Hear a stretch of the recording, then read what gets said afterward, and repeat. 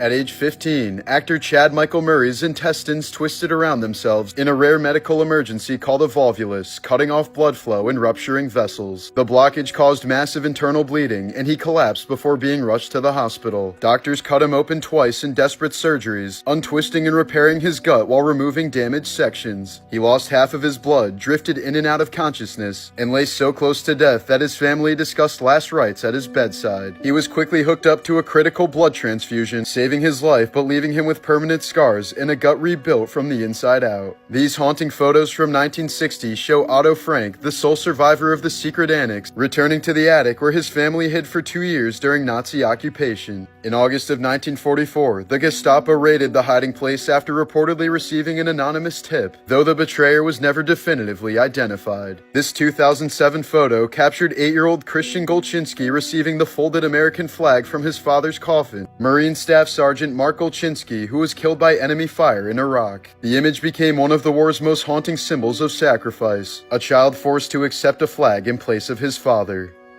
Morbid Facts, Part 692. In 2022, Twitch streamer and former adult star Adriana Chechik broke her back after jumping into a deceptively shallow foam pit at TwitchCon. The pit was barely padded over concrete and she fractured her spine in multiple places. While hospitalized, she discovered that she was pregnant, but the emergency surgery forced her to terminate the pregnancy. Metal rods were implanted as she had to relearn how to walk and was left with lasting nerve damage. The incident sparked outrage as others were also injured, but no real accountability followed. Chechik later said the experience destroyed a part of her life that she'll never get back. In 1996, Polish model and former Miss International Agnieszka Kotlarska narrowly escaped death when she canceled her seat at the last minute on TWA Flight 800, the doomed flight that exploded midair, killing all 230 people on board. But just weeks later, fate caught up with her. As she arrived home, a stalker she once knew attacked without warning, stabbing her to death in front of her husband and young daughter. To prove that mosquitoes transmitted yellow fever, American physician Jesse William Lazier deliberately allowed himself to be bitten by an infected mosquito. 17 days later, Lazier died from the very disease he was trying to study.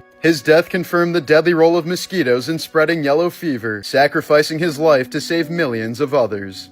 Morbid Facts, Part 533. As a teenager, the late rapper Big Pun was an accomplished boxer and basketball player. But after dropping out of school and battling depression, he became severely addicted to food. He gained about 50 pounds a year for the next decade before dying of a massive heart attack at the age of 28 while weighing just under 700 pounds. One of the traditional ways to make Okinawan snake wine is quite horrific. It involves putting the snake on ice until it passes out, after which it is gutted, bled, and sewn back up. When the snake is thawed out and reawakens, it quickly dies in an aggressive, striking manner. In 1977, the wife of Melvin Carr arrived home one morning and found her husband dead on the floor in their garage, along with 2 young women and a man dead in the trunk of his car. Police determined that Melvin had kidnapped them at gunpoint the night before, raped the 2 women, and gassed them all with a hose connected from his car's exhaust to the trunk. Melvin had apparently passed out from the toxic fumes upon opening the trunk to dispose of them and ended up meeting the same fate as his victims. In 2016, Maze Runner star Dylan O'Brien was nearly killed during a stunt gone horribly wrong. While filming a scene involving 2 moving vehicles, he was violently dragged and run over, suffering a severe concussion, facial fractures, and brain damage. Production was shut down for nearly a year as he battled through physical and psychological recovery. At one point, O'Brien admitted he didn't know if he'd survive, let alone act again, saying he felt like a completely different person following the accident.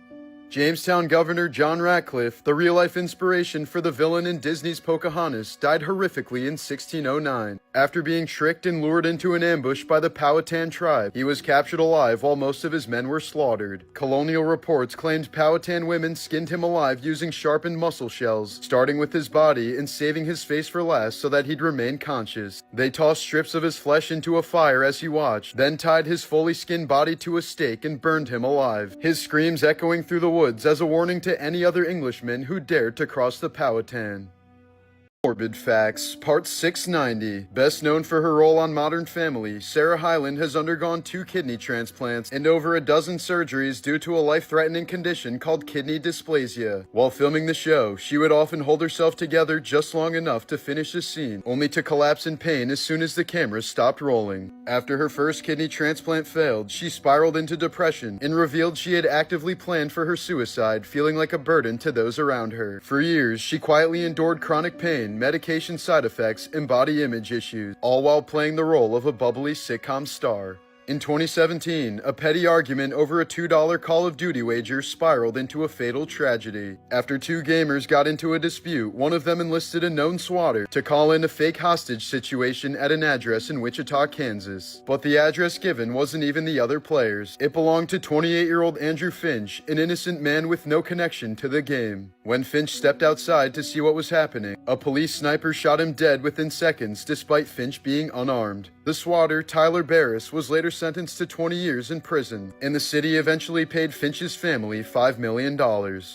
He went to a high school party and never returned home. In May of 2022, tensions erupted between 2 groups of teens at a house party in Shelton, Connecticut. After an initial fight broke out at one location, the crowd dispersed, only for a second gathering to form later that night on Laurel Glen Drive. Among those who showed up was 16-year-old Raul Valley, who later admitted to arming himself with a knife before returning with his friends to confront the larger group. He claimed he acted in self-defense, saying he felt threatened and outnumbered when a brawl broke out again. During the chaos, Raul allegedly stabbed 4 teenagers, claiming he feared that his life was in danger, though some questioned the extent of his injuries based on the photos presented in court.